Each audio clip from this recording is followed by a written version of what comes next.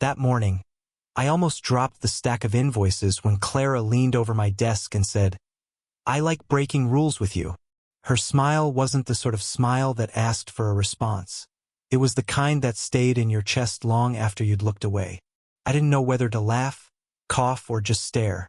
I chose staring. The repair shop smelled like oil and burnt coffee, fluorescent lights humming overhead. Outside, the rain had left streaks on the windows that refracted the morning sun into dusty gold lines across the concrete floor. I had just finished cataloging a set of tools when she appeared, sliding a clipboard toward me like she owned the place, which, in a way, she did. Clara moved with a quiet command. Not loud or demanding, just precise. Her blazer had that effortless crease, her hair pinned back neatly, but her eyes, sharp, curious, were always wandering, noticing details I'd never think to. I caught her watching me once, and I swear I could feel it like a static charge on my skin. "Is this your first time reorganizing this shelf?" she asked, tilting her head slightly, lips curved like she was waiting to catch a lie. I stammered. The words came out wrong. She didn't laugh, just watched. And I realized I liked the way she noticed things about me without ever forcing me to explain. I stacked the wrenches unevenly, cursed under my breath, and when I looked up, she was already moving down the aisle, clipboard in hand, heels clicking softly against the concrete. Her presence lingered like perfume. I wanted to follow, but I stayed put, pretending to sort the bolts like I didn't want to. When she returned, she crouched next to a low shelf, picking up a set of tiny screws I had dropped. Our hands brushed, just briefly, nothing deliberate, and the quiet that followed was almost deafening. She didn't look away immediately. Neither did I. There was something electric in the air, but I couldn't name it, couldn't own it, couldn't admit it. "Careful," she said, placing the screws back in the tray. "These little things are easy to lose, and sometimes you don't notice until it's too late." Her voice had a softness undercut by this kind of careful authority. I nodded, swallowed, and thought about nothing and everything at the same time. I wanted to ask her what she meant by liking to break rules with me, but the words lodged somewhere behind my teeth. So instead, I just watched.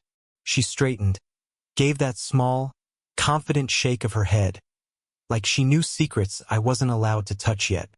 She walked past, and I could still feel the warmth where our hands had nearly met.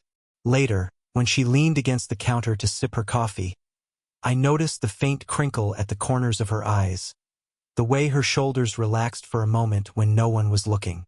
She was alive in a way I hadn't seen before, layered, precise, and maybe just a little unpredictable. And I wanted, though I didn't know exactly what, to be part of it. I didn't speak. I just cleared my throat, pretending to check inventory. She caught me looking anyway, and that smile, small, teasing, like she knew she'd unsettled me, stuck with me even as I turned my attention back to the workbench. That night, I kept replaying her voice in my head, like I missed something, or maybe wanted something. I found her in the back of the shop, crouched over a workbench that smelled faintly of motor oil and dust. A stubborn engine part lay in front of her, and she frowned at it like it had personally offended her. I stepped closer, trying not to breathe too loudly, as if announcing my presence might break some delicate spell. "Need a hand?" I asked, already knowing she'd probably refuse. Her eyes flicked up, sharp, assessing, but her lips didn't curve into the playful tease I expected. Instead, she gave a small nod, almost imperceptible, and went back to the engine. I knelt beside her, careful not to crowd her space, but close enough to notice details I hadn't before. Her hands were steady but tired, the skin around her knuckles faintly red from gripping tools all morning. I caught a glimmer of something in her eyes, fatigue, maybe, or frustration, before she blinked it away. She glanced at me once, just for a second, then focused back on the part like she had no time to spare for anyone else. I handed her a wrench.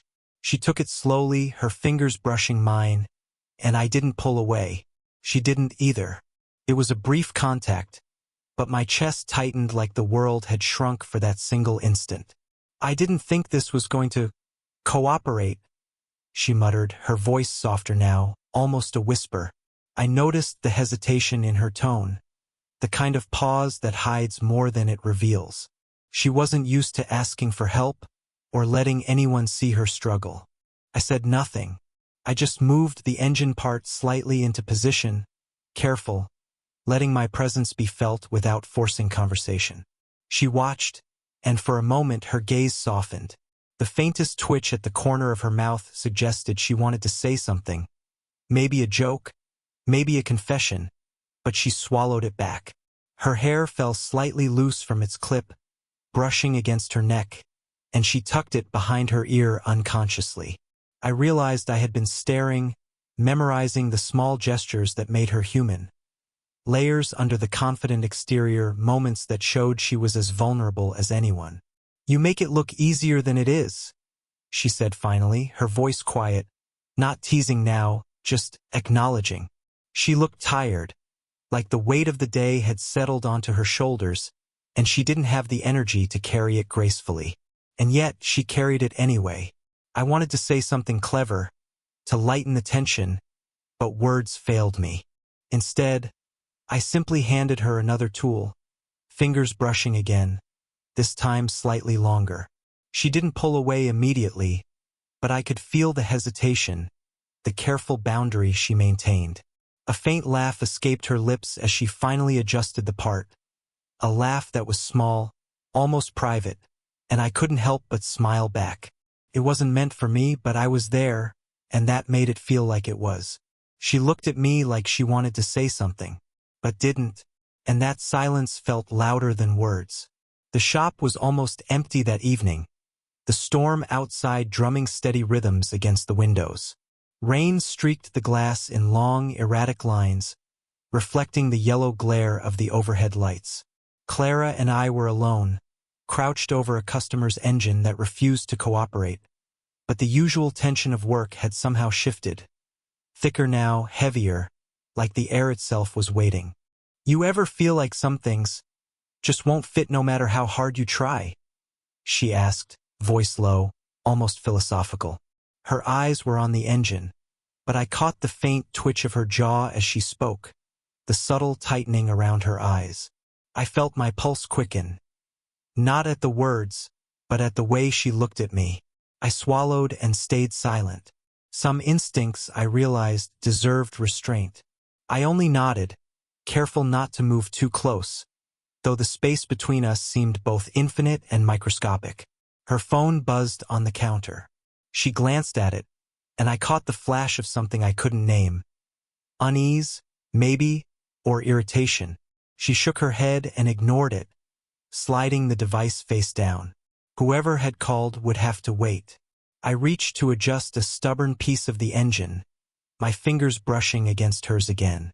She froze, and I caught my own breath, surprised by the electricity in that brief contact. I wanted to say something, anything, but my words tangled inside me. "Careful," she whispered, not looking at me. But the warning wasn't about the engine. Her voice was soft, unsteady, and I felt it settle over me like a wave. I wanted to take it back, wanted to apologize for intruding on the fragile line we were walking, but I couldn't, not entirely. A flash of lightning illuminated the room for a heartbeat, throwing our shadows long across the floor. We were too close, shoulder to shoulder, our elbows brushing, and the warmth of her presence felt like it was drawing me in, silently daring me to cross some line I wasn't supposed to. Then a knock at the door startled us both. A friend of hers, I realized too late, and the bubble of quiet intimacy broke instantly. Clara stepped back, adjusting her blazer with careful precision, like armor snapping into place. The tension dissipated in an instant, replaced by that familiar composure she carried like second skin. I wanted to linger, to say something I didn't yet have the courage for. But I watched her straighten, confident again, and realized she had just reminded me of boundaries I couldn't ignore. My hand was halfway to hers when she said, "You should go now," and I did. But only my body left that room. I found her in the corner of the shop the next morning, crouched over the engine bay again, shoulders tense, eyes narrowed. The storm from last night had left the world washed clean outside, but inside, the tension between us lingered like smoke you can't chase away. I hesitated before speaking. Every instinct screamed to stay quiet, to let the air settle, but the silence between us had grown thick enough to choke. "Clara," I finally said, my voice lower than usual, careful. What are we doing?" Her hands paused mid-motion, wrench in grip, a soft squeak of metal echoing through the quiet. She looked up, meeting my eyes with a steady gaze that was harder to read than any engine manual. She started, then stopped, exhaled slowly, as if the words were too heavy to carry. Her lips parted, then pressed together again. She straightened, leaned against the counter, and crossed her arms. For a moment, it was as though she was bracing herself against me, against what might happen if she said too much. I stepped closer, careful not to invade her space, yet the ache of wanting to bridge this fragile gap, gnawed at me. I faltered. Words tangled, inadequate. She studied me, her eyes flicking to my hands, my posture, the slight tremble I didn't try to hide. There was something almost confessional in the way she held herself back, like the line she wouldn't cross wasn't just about rules, but about the past she carried and refused to unpack. "I don't know," she said finally, quiet, almost too low to hear. Her voice trembled just slightly. "I don't know what we're doing either, or if it matters." The words hung between us, heavier than the tools, heavier than the engines, heavier than the fluorescent hum overhead. I wanted to reach for her again, to offer some small gesture of reassurance, but I froze. I realized she wasn't asking for comfort. She was letting me see the fracture in her calm, and I wasn't sure I deserved to touch it. We just stood there, rainwater from last night still clinging to the windows, engines silent, shadows stretching long. No one spoke, no one moved. Every second dragged, slow and intimate, yet unbearable in its clarity. Finally, I whispered something I didn't fully intend to, more to myself than to her. "I think I'm afraid of what this could be." She didn't respond, didn't even flinch. She only looked at me, like she was already mourning something we never even had. I wasn't expecting her to speak. Not really. Clara had a way of carrying her walls so effortlessly that it almost felt disrespectful to try to crack them. But that afternoon, she sat at the workbench with a small, folded piece of paper in her hands, her fingers tracing the edges like she was afraid it would vanish if she let go. "I found this while cleaning out some old boxes," she said, voice tight, low, almost cautious. She glanced at me quickly, then looked down again, focusing on the paper like it could anchor her. "It's from him." I didn't need her to explain who him was. The weight in her posture, the way she held herself in that quiet, measured way told me everything. I stayed silent, letting her set the pace. I thought I moved on," she admitted, the words stumbling out like fragile fragments. "But sometimes, it's like it's still here, like the space he left is just waiting." She exhaled slowly, almost shuddering, and I realized I was the only one in the room besides her, witnessing this rare crack in her armor. I wanted to say something comforting, but what could I possibly say? I'd never met him. I hadn't shared those memories. All I could do was offer presence. So I stayed still, watching her small gestures, the way her hands gripped the paper, the subtle tremble in her jaw, the faint shift of her eyes as if willing herself not to cry. "You remind me of him in the strangest ways," she whispered, almost a confession, almost a reproach. My chest tightened. Not the one I had expected. Not the anger or frustration, but something deeper, more tender. I nodded slowly, letting the acknowledgement settle between us without words. Her gaze flicked up, and in that instant, I caught a glimpse of vulnerability that had been buried under years of composure and quiet strength.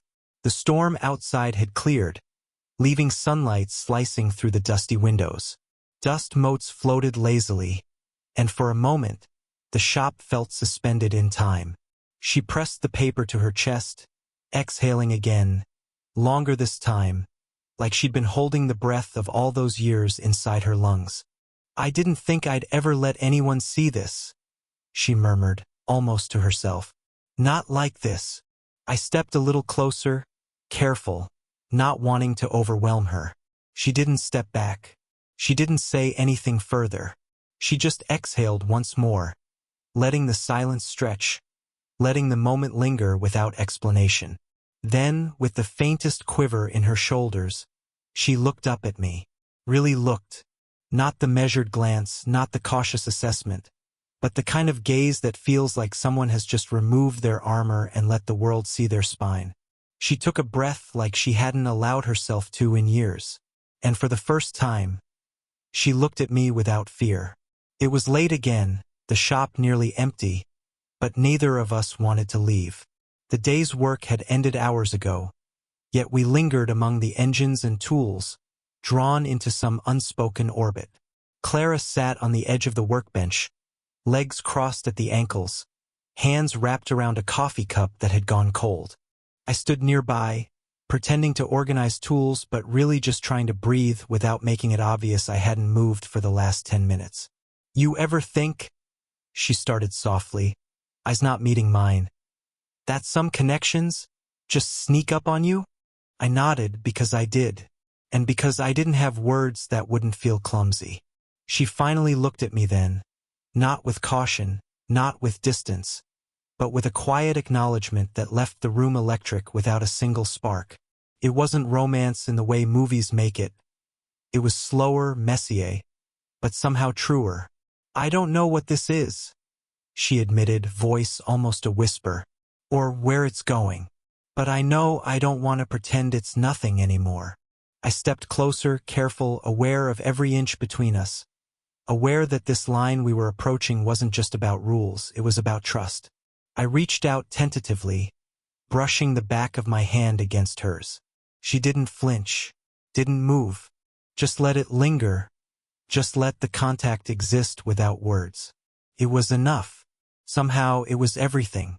We didn't speak for a long moment. The hum of the overhead lights, the faint echo of distant traffic, even the ticking of the old wall clock felt like a soundtrack written just for us.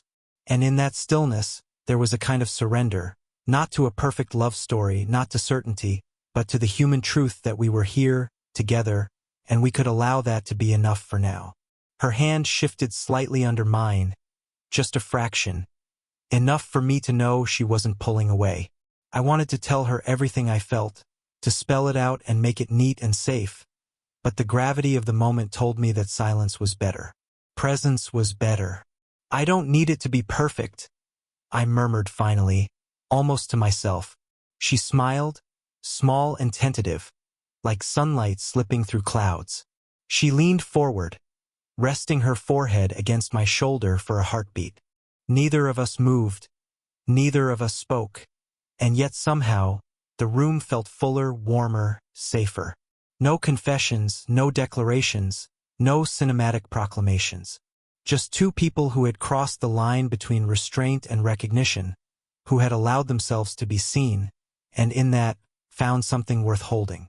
She didn't say she loved me, but she let her guard down, and that was louder than any "I love you" ever could be. I still remember the way the shop smelled that day, the metallic tang of engines, the faint aroma of coffee, and something softer, almost like sunlight, had been trapped in the corners. It's strange how memory compresses time. Hours can feel like minutes, but the weight of what happened lingers, unshakable. Clara and I never said the words that movies expect. We didn't need to. The quiet, the small touches, the patience we gave each other. It built a language entirely our own. I think that's what I carry with me the most. The understanding that love isn't always a loud confession.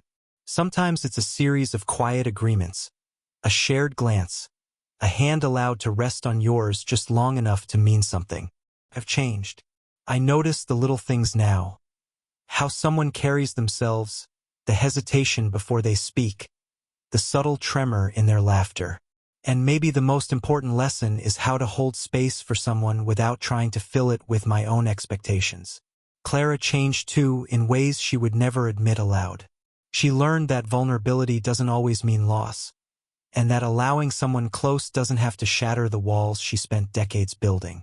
She found, in the slow, careful unraveling of our connection, that trust can be tender and messy, and that letting it exist is enough. We didn't need fireworks. We didn't need declarations or dramatic confrontations. Our love, such as it is, grew in pauses, in hesitations, in silences that said more than words ever could. And now, looking back, I can't imagine it any other way.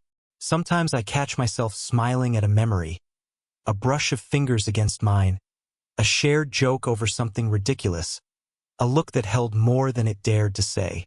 And I realize that these are the moments that linger far longer than grand gestures, the ones that quietly shape who we are, who we become.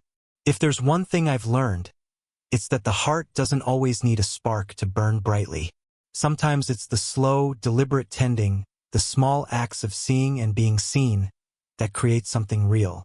And that's worth everything. So, if you've stayed with me through this story, maybe you'll notice those quiet connections in your own life too. The ones that almost go unnoticed, yet leave you forever changed. And maybe, just maybe, the person who lets their guard down beside you is saying everything you'll ever need to hear.